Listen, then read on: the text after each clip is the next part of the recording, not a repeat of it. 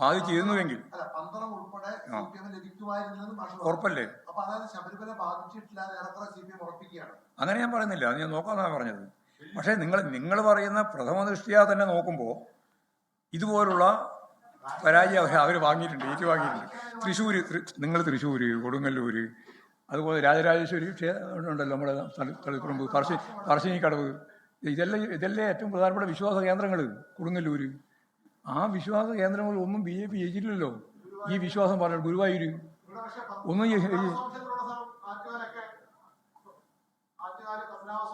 അത് ഞാൻ നേരത്തെ പറഞ്ഞല്ലോ. അതല്ലേ ഞാൻ പറഞ്ഞല്ലോ, കോൺഗ്രസിൻ്റെയും കൂടി ആയിരത്തിൽ കുറവായ വോട്ട് മാത്രമേ അവർക്ക് കിട്ടിയിട്ടുള്ളൂ എന്ന് ഞാൻ പറഞ്ഞല്ലോ. അതങ്ങനെ അവർ പരോക്ഷമായും പ്രത്യക്ഷമായിട്ടും ചില വാർഡുകളിൽ ധാരണ ഉണ്ടാക്കിയിട്ടുണ്ട്. അതിൻ്റെ അർത്ഥം എല്ലാ സ്ഥലത്തും ഒരു ഐക്യമുന്നണി ഉണ്ടാക്കിയെന്ന് ഞാൻ പറഞ്ഞില്ല. ഐക്യമുന്നണി ഉണ്ടാക്കിയില്ലെങ്കിലും ധാരണ ഉണ്ടാക്കിയിട്ടാണ് അവർ പല സ്ഥലത്തും നേടിയത്.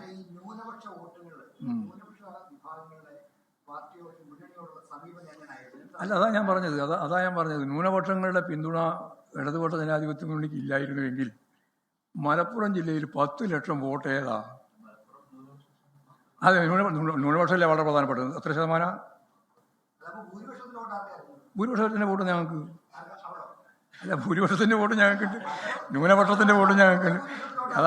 അതായത് ഏതെങ്കിലും വിഭാഗത്തിൻ്റെ വോട്ട് പൂർണ്ണമായിട്ട് ഇല്ലാണ്ടായി പോയി എന്നുള്ള ഒരു തെറ്റിദ്ധാരണയും വേണ്ട. എന്നാൽ ചില സ്ഥലങ്ങളിൽ ചില വോട്ട് നഷ്ടപ്പെട്ടിട്ടുണ്ട്. ഭൂരിപക്ഷം ഞാൻ നേരത്തെ പറഞ്ഞ ന്യൂനപക്ഷ വർഗീയതയുടെ ഭാഗമായിട്ടുള്ള ഇടപെടലിൻ്റെ ഫലമായി ജമാഅത്തെ ഇസ്ലാമിയും SDPIയും ലീഗും അതുപോലെ തന്നെ കോൺഗ്രസും ഒക്കെ ആയിട്ട് ബന്ധപ്പെട്ടിട്ടുള്ള ചില വർഗീയ ധ്രുവീകരണ പ്രവർത്തനങ്ങൾ ഉണ്ടായിട്ടുണ്ട്. അത് സമ്മതിക്കുന്നുണ്ട്. വെള്ളാപ്പള്ളിയുടെ സംഭാവന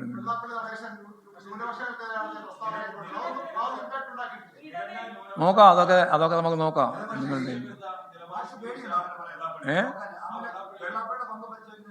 നീ പേടിക്കേണ്ട കാര്യം, ആരെ പങ്ക് പരിശോധിക്കുന്നതിൽ ഒരു പേടിയില്ല. മനസ്സിലായില്ല. അത്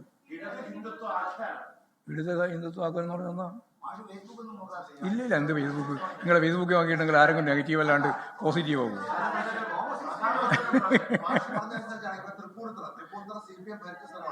അതെ, അവിടെ ഇപ്പോ തൂക്കാന്ന്. BJPക്ക് ഭൂരിപക്ഷമൊന്നുമില്ല, ഒറ്റക്കക്ഷിയായി, പക്ഷെ ഭൂരിപക്ഷമൊന്നുമില്ല. പോരാ, മതിയാവൂല. അതൊക്കെ തൂക്കായിട്ട് നിൽക്കുകയാണ്.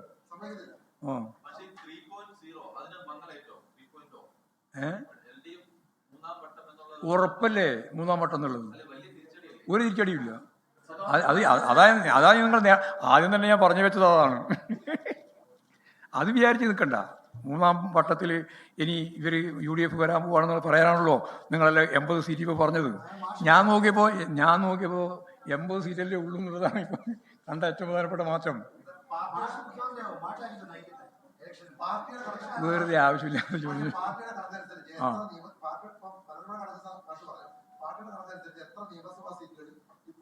നോക്കാം, നമുക്ക് അത് പൂർത്തിയായില്ല, അതെല്ലാം വരട്ടെ. മനോരമയില്ലേ അത് ആദ്യം എടുത്തത്.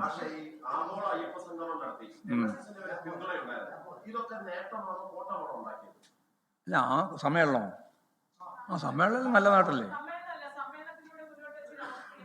അല്ല, രാഷ്ട്രീയമല്ലല്ലോ. ആരാ രാഷ്ട്രീയം മുന്നോട്ടേക്ക് വെച്ച്? നിങ്ങളെല്ലാം രാഷ്ട്രീയമല്ല, അത് വിശ്വാസവുമായി ബന്ധപ്പെട്ട കാര്യമാണ്. അതിനെങ്ങനെ രാഷ്ട്രീയമാകുക? ഇടത് ഹിന്ദുത്വ ആഖ്യാനം നിങ്ങളുടെ പ്രയോഗമല്ലേ? ആയിരിക്കും അതെല്ലാം അംഗീകരിക്കുന്നു. ആരെ പ്രയോഗമായാലും ആ പ്രയോഗത്തെ അടിസ്ഥാനപ്പെടുത്തിയല്ലോ ഈ രാഷ്ട്രീയം കൈകാര്യം ചെയ്യേണ്ടത്. ഇടതുപക്ഷമായി ഓരോരാളായി പറ.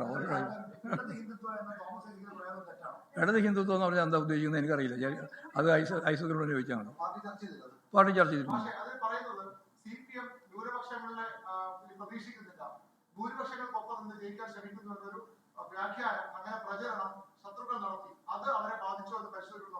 അല്ല, ഞങ്ങളെ സംബന്ധിച്ചിടത്തോളം എല്ലാ വിഭാഗങ്ങളിൽ നിന്നും വോട്ട് ഇടതുപക്ഷ ജനാധിപത്യ കിട്ടിയിട്ടുണ്ട്.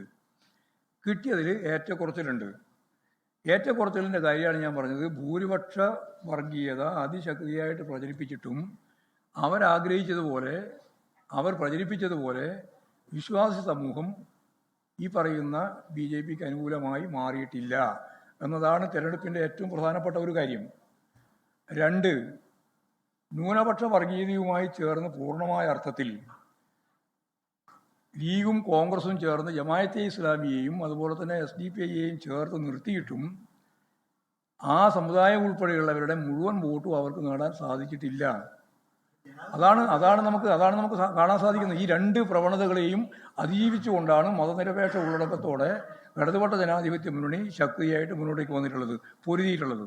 എന്നാൽ ഞാൻ നേരത്തെ പറഞ്ഞതുപോലെ മലപ്പുറം ജില്ല, അതുപോലെ തന്നെ മധ്യ കേരളത്തിൻ്റെ ചില ഭാഗങ്ങൾ, ഇപ്പോൾ ഇടുക്കി, കോട്ടയം, അതുപോലെ തന്നെ എറണാകുളത്തിൻ്റെ ചില ഭാഗങ്ങൾ എല്ലായിടത്തും പരിശോധിച്ച് നോക്കിയാൽ നല്ല പരാജയം ഉണ്ടായിട്ടുണ്ട്. ആ പരാജയം ഉൾപ്പെടെയുള്ള കാര്യങ്ങൾ ഞങ്ങൾ വിശദമായിട്ട് പരിശോധിക്കുമെന്നാണ് പറഞ്ഞത്.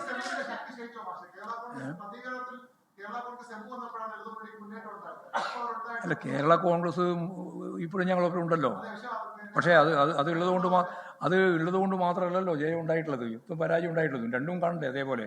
ലോകത്തെവിടെയായാലും ഏത് സമയത്തും 24 വാർത്തകളും ഓഗ്മെന്റഡ് റിയാലിറ്റി പാക്കേജുകളും എക്സ്പ്ലെയിനറുകളും വിശദമായി കാണാൻ ഞങ്ങളുടെ യൂട്യൂബ് ചാനൽ നിങ്ങൾക്ക് സബ്സ്ക്രൈബ് ചെയ്യാം.